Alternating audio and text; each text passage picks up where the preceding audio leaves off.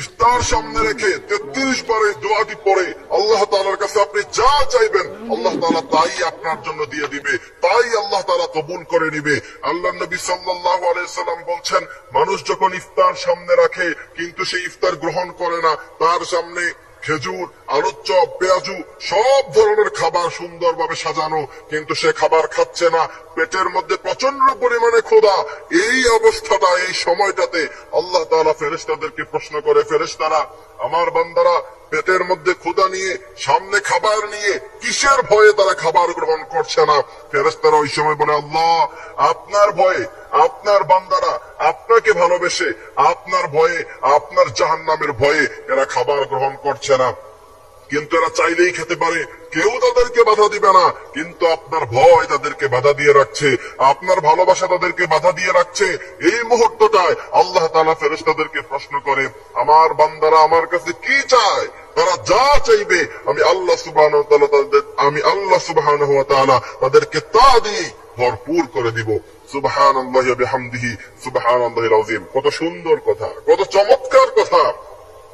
আল্লাহর হাবিব বলছেন, এই সময় দোয়া করলে সাথে সাথে আল্লাহ তাআলা দোয়া কবুল করে নেয়। বাইনাল আযান ওয়াল ইকামা, এই মধ্যখানে আযান এবং ইকামতের মধ্যখানে দোয়া করলে দোয়া কবুল হয়। তারপরে খতিব সাহেবের খুতবার মাঝখানে যে সময়টা বসে, ওই সময়টা বসলে দোয়া করলে দোয়া কবুল হয়। কিন্তু ইফতার সামনে রেখে এটা হচ্ছে অত্যন্ত গুরুত্বপূর্ণ সময়।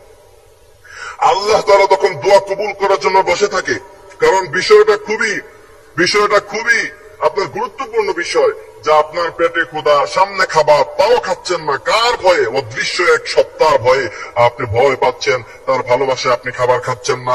আল্লাহ তাআলা এই সময় দোয়া কবুল করে। কিন্তু এই সময় আল্লাহর হাবিব সাল্লাল্লাহু আলাইহি সাল্লাম বলছেন, ইফতার সামনে রাখা, ইফতারের টাইম হওয়ার আগ পর্যন্ত তুমি পড়বা, ইয়া ওয়াসিআল ফাদলি ইগফিরলি, ইয়া ওয়াসিআল ফাদলি ইগফিরলি। এই দোয়াটা কমসে কম আপনারা 33 বার পড়বেন। এরপরে আপনারা হেলায় দোলার সময় না কাটিয়ে, দুষ্টামি না করে, গল্প গুজব আড্ডাবাজি না করে ওই সময় আল্লাহ তাআলার কাছে দোয়া করবেন, আল্লাহ আপনি আমাকে মাফ করে দেন, আপনি আমাকে সম্মান দেন, আপনি আমাকে রিজিক দেন, আপনি আমাকে সমৃদ্ধ করে দেন, আপনি আমাকে ধন সম্পদের মালিক বানিয়ে দেন। আল্লাহ তাআলা অবশ্যই আপনার দোয়াটা কবুল আর মঞ্জুর করে নিবে, কারণ আল্লাহর হাবিব বলছেন ওই সময় দোয়া কবুল হয়। এই জন্য ওই সময় আমরা আল্লাহ তাআলা শিখানো দোয়াগুলি পড়ব। রব্বানা যালামনা আনফুসানা ওয়া ইল্লাম তাগফির লানা ওয়া তারহামনা লানাকুনান্না মিনাল খাসিরিন।